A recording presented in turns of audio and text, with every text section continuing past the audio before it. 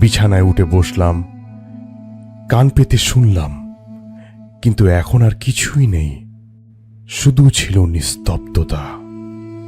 নিজেকে বোঝালাম, ক্লান্তি, একা থাকা, নতুন জায়গা, এসবের কারণে এমন মনে হচ্ছে।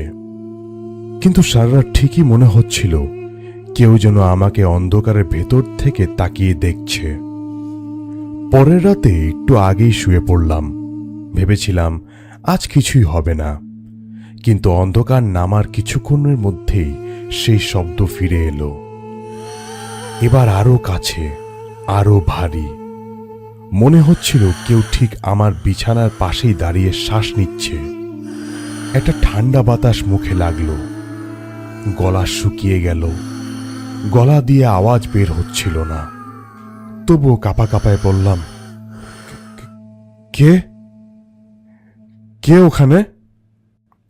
কোনো উত্তর নেই, শুধু সেই একটানা শ্বাসের শব্দ।